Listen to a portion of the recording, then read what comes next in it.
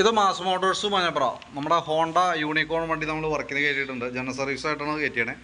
General service അതേപോലെ engine oil മാറ്റുക, water service, indicator working അല്ല. പിന്നെ മെയിനായിട്ട് പറഞ്ഞത് എഞ്ചിൻ സൗണ്ടാണ്. അപ്പോൾ നമ്മൾ വണ്ടി ഓടിച്ചു നോക്കി വർക്കിന് കയറ്റിയിട്ടുണ്ട്. എഞ്ചിൻ ഭാഗത്ത് നല്ല രീതിയിൽ സൗണ്ട് വ്യത്യാസമുണ്ട്. അതേപോലെ ചെയിനൊക്കെ അടിക്കുന്നുണ്ട്. അപ്പോൾ അങ്ങനെ ഒന്ന് കുറച്ച് കംപ്ലയിൻസുകൾ നമുക്ക് ഓടിക്കുമ്പോൾ കിട്ടിയായിരുന്നു.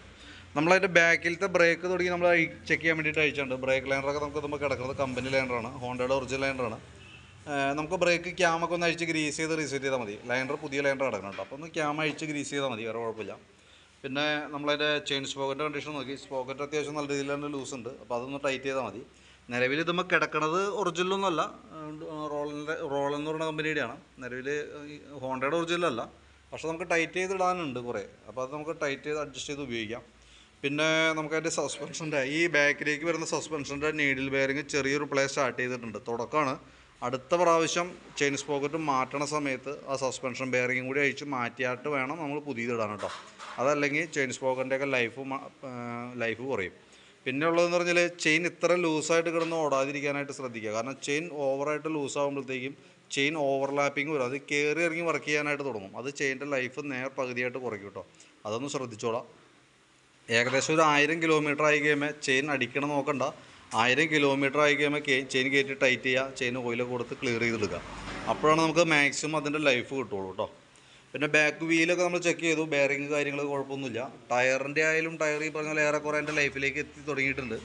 സൈഡ് ഗ്രൂവിൽ നോക്കണ്ട, സെൻറ്റർ ഭാഗത്തൊക്കെ പിടുത്തം കുറവായി തുടങ്ങിയിട്ടുണ്ട് കേട്ടോ. അപ്പോൾ മാറ്റി ഇടുന്ന സമയത്ത് നമുക്ക് MRF ഇടണമെന്ന് കുറച്ചുകൂടി ബെറ്റർ. CNMലൊക്കെ കുറച്ചുകൂടി ബെറ്റർ. MRF സാപ്പർ മോഡലൊക്കെ യൂസ് ചെയ്യണമായിരിക്കും കുറച്ചുകൂടി നല്ലത് കേട്ടോ. പിന്നെ നമ്മളതിൻ്റെ എയർ ഫിൽറ്ററൊക്കെ ഒന്ന് ക്ലീൻ ചെയ്യാൻ വേണ്ടി അയച്ചാണ്. നിലവിൽ ഇതുമ്പോൾ കിടക്കണ ഫിൽറ്റർ ഒറിജിനലൊന്നല്ല, ഡ്യൂപ്ലിക്കേറ്റ് ഫിൽറ്ററാണ്. തൽക്കാലം നമ്മൾ എയർ അടിച്ച് ക്ലീനാക്കി നമുക്ക് റീസെറ്റ് ചെയ്യാം കേട്ടോ. പിന്നെ അതേപോലെ തന്നെ കാർബറേറ്റർ ക്ലീനിങ്ങിൻ്റെ കേസൊന്നും പറഞ്ഞിട്ടില്ല. കാർബറേറ്റർ ക്ലീനിങ് നമുക്ക് ജനറൽ സർവീസിൽ വന്നവർക്കല്ലാതെ നമ്മൾ പറഞ്ഞാൽ മാത്രമാണ് ക്ലീൻ ചെയ്യുള്ളൂ. പ്രത്യക്ഷത്തിൽ ഓടിക്കുമ്പോൾ അങ്ങനത്തെ പ്രോബ്ലംസ് ഒന്നും കാണുന്നില്ല കേട്ടോ. പിന്നെ അതേപോലെ നമ്മളതിൻ്റെ എഞ്ചിൻ ഓയിൽ മാറ്റാൻ വേണ്ടി അയച്ചിട്ടുണ്ട്. പിന്നെ ഹെഡിൻ്റെ ഭാഗത്താണ് നമുക്ക് ആ സൗണ്ട് വ്യത്യാസം വന്നതിൻ്റെ കാരണം. ഹെഡിൻ്റെ ക്യാം ഷാഫ്റ്റ് വരുന്ന ഭാഗത്താണ് അതിൻ്റെ കംപ്ലയിൻറ്റ്. അപ്പോൾ ഞാനത് ചെക്ക് ചെയ്യാൻ വേണ്ടിയിട്ട് അയച്ചാണ്. അപ്പോൾ എൻ്റെ ക്യാം ഷാഫ്റ്റിൻ്റെ ബെയറിങ്ങുകൾ, സൈഡ് ബെയറിങ് പ്ലേ കാണിച്ചു തുടങ്ങിയിട്ടുണ്ട്. അതേപോലെ തന്നെ ഈ റോക്ക് റാം പോയതാണ് മെയിൻ കംപ്ലയിൻറ്റ് കേട്ടോ. റോക്ക് റാമിൻ്റെ ബെയറിങ്, നീഡിൽ ബെയറിങ് കംപ്ലയിൻറ്റ് വന്നാണ് മെയിനായിട്ടുള്ള റീസൺ, കംപ്ലയിൻറ്റ് വരാനുണ്ടായ കാരണം കേട്ടോ. അപ്പോൾ റോക്ക് റാം നമ്മൾ ഇതേപോലെ സെറ്റ് മാറ്റിയിടണം.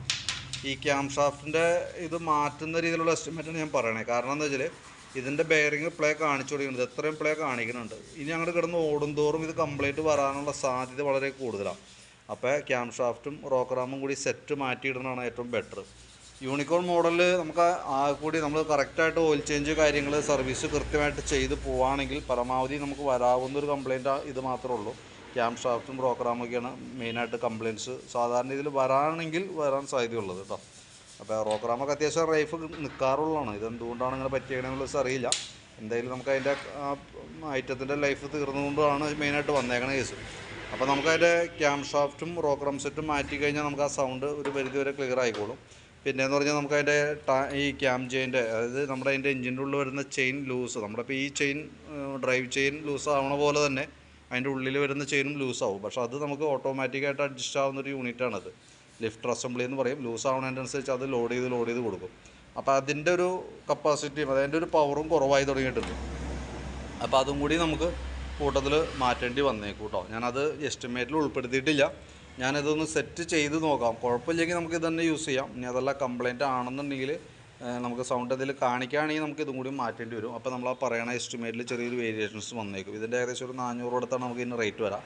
അപ്പോൾ ഞാൻ ആദ്യം ഇടുന്ന എസ്റ്റിമേറ്റിൽ ഇത് ഉൾപ്പെടുത്തുന്നില്ല. നോക്കിയിട്ട് നമുക്ക് ആവശ്യമാണെങ്കിൽ ഞാൻ ഇൻഫോം ചെയ്യാം. അതനുസരിച്ചിട്ട് നമുക്ക് ചെയ്താൽ മതി. അപ്പോൾ ഇപ്പോൾ തരുന്ന എസ്റ്റിമേറ്റിൽ ഇതില്ല കേട്ടോ. പിന്നെയുള്ളത് നമുക്ക് അതിൻ്റെ ക്യാം ഷാഫ്റ്റ് പിടിപ്പിക്കുന്ന ഹോൾഡർ, അതായത് ഈ വന്ന ഹോൾഡർ അസംബ്ലിയുടെ ത്രെഡ് പോയിട്ടുണ്ട്. അതായത് നമ്മളിതിൻ്റെ മുകളിൽ ഓയിൽ ലീക്കുമായി ബന്ധപ്പെട്ട് ഇതിന് മുമ്പ് ഷെഡ് ചെയ്തേക്കണതാണ്. ത്രെഡ് കംപ്ലൈൻ്റ് ആയിട്ട് ത്രെഡ് ചെയ്തേക്കണതാണ്. അപ്പോൾ ഈ തവണ നമ്മളത് റിപ്പയറിങ്ങിനായിട്ട് അഴിക്കണ സമയത്ത് അതിൻ്റെ സ്ലീവ് അടക്കമാണ് മൊത്തത്തിൽ പോന്നേക്കണേ.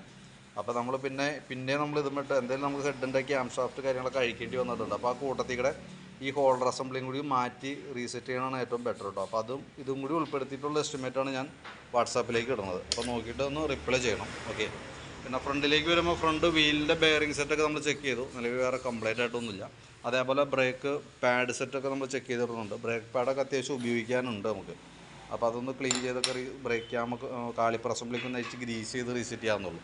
ഫ്രണ്ട് ടയറും അത്യാവശ്യം നല്ല ടയറാണ്, കുഴപ്പമൊന്നുമില്ല. പിന്നെ നമ്മൾ ഈ പറഞ്ഞ രീതിയുടെ എഞ്ചിൻ ഓയിലൊക്കെ അഴിച്ച് മാറ്റുന്നുണ്ട്. അതൊക്കെയാണ് മെയിനായിട്ട് വരുന്ന വർക്കുകൾ. അപ്പോൾ ഞാൻ അതിൻ്റെ ഏകദേശം ഒരു എസ്റ്റിമേറ്റൊക്കെ നോക്കിയിട്ട് അതിൻ്റെ ഡീറ്റെയിൽസ് അത് വാട്സാപ്പിനകത്തേക്ക് ഇട്ടേക്കാം. അപ്പോൾ വീഡിയോ കണ്ടു കഴിയുമ്പോൾ നോക്കിയിട്ടൊന്ന് റിപ്ലൈ ഇടാം. പരമാവധി നമ്മളിന്ന് തരാനായിട്ട് ശ്രമിക്കാം. ഇനി അതല്ല ഒരു പക്ഷേ തീർന്നില്ല എന്നുണ്ടെങ്കിൽ നാളെ ഉച്ചയ്ക്കും പോയിട്ട് നമുക്ക് എടുക്കാവുന്ന രീതിയിലേക്ക് സെറ്റ് ആക്കാം കേട്ടോ. അപ്പോൾ വീഡിയോ കണ്ടു കഴിയുമ്പോൾ നോക്കിയിട്ടൊന്ന് വാട്സാപ്പിൽ തന്നെ ഒന്ന് റിപ്ലൈ ചെയ്യണം. കാരണം റിപ്ലൈ കിട്ടിയിട്ട് വേണം നമുക്ക് ബാക്കിയത്തെ വർക്ക് കണ്ടിന്യൂ ചെയ്യാനായിട്ട്. ഓക്കെ.